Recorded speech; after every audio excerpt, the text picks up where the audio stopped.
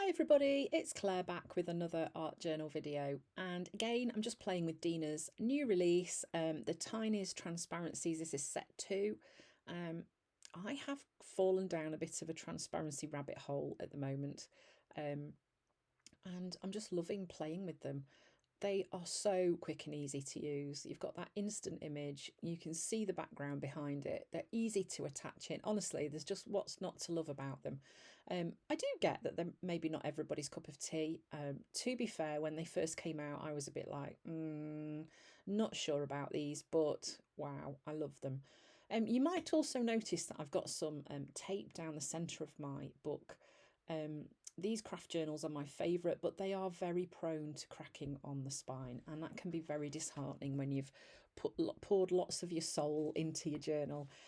So what I tend to do is remove some pages from towards the back, and then just add a bit of this framer's tape. It's an adhesive one that you add water to and it becomes sticky. It's a paper tape, and then I can work over the top of it, and that will just support the spine. Obviously it does bring a bit more bulk to the spine as well, which is why I need to remove some pages too, but this works really well.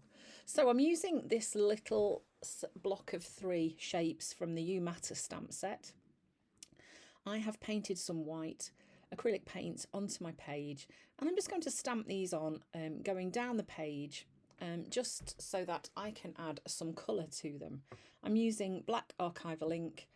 It is my go-to choice of ink, mostly because I often throw lots more wet media at my page, and I know that the ink isn't going to go anywhere. Once it's stamped down, it's permanent. So it works really well for me.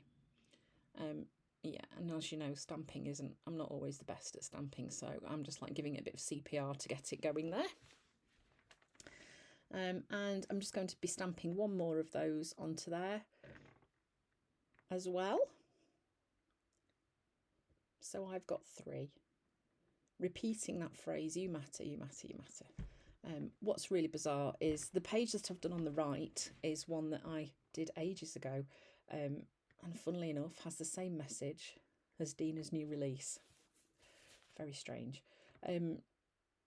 Yes, and you can see there's a transparency tip in there. So yeah, obviously this transparency rabbit hole it's just, I don't quite know. Sometimes these things happen, like a mini fixation. And then I thought, oh, come on, let's play with the neon scribble sticks.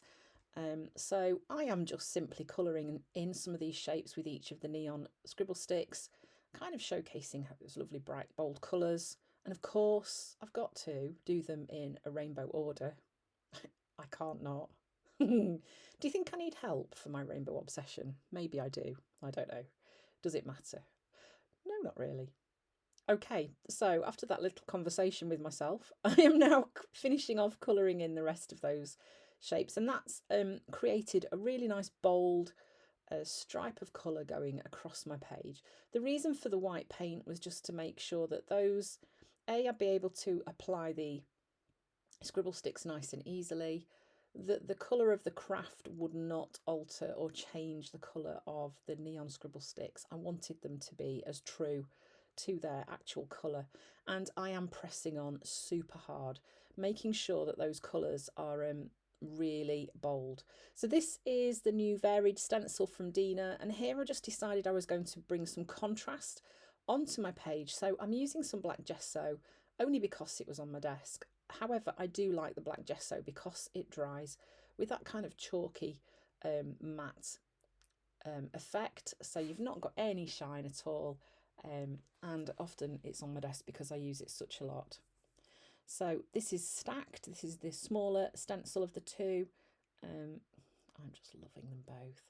I'm just adding a few more smaller dots. So this is just kind of ramping up that whole pattern and mark making feel around those colours that I've added, and it's just bringing a bit more interest to that area.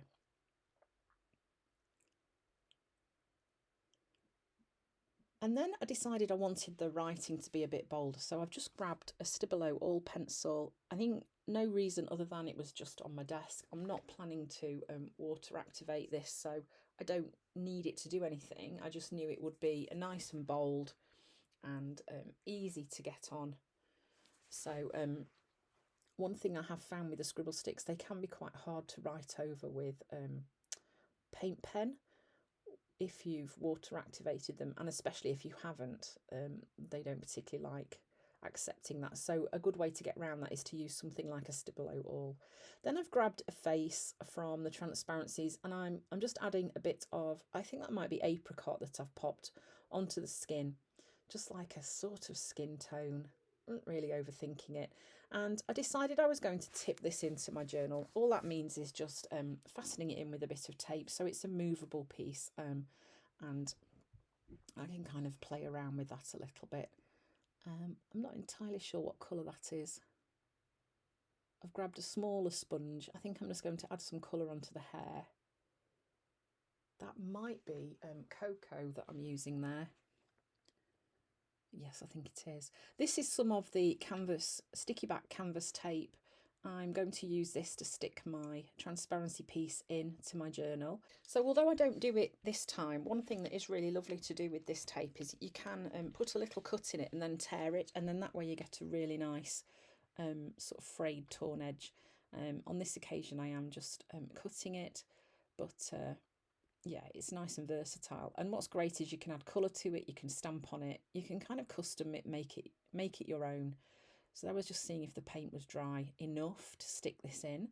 So I'm just moving it slightly away from the edge of the page, and then I'm going to use this sticky back tape to stick it in place.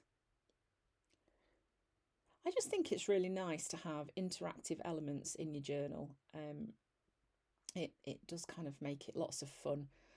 Creating, and then when you come to look through your journal, you've got these little different bits that you can lift up and look underneath, see through, pull out. It's just great fun. It's just lots of fun. Okay, so having stuck that in place, quite liked how that looked. I liked the fact that you could still see the cool background, and yet I've got this face on my page too.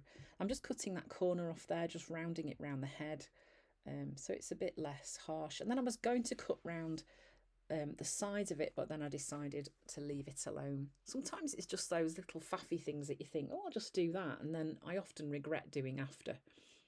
I just had to give this person some cheeks.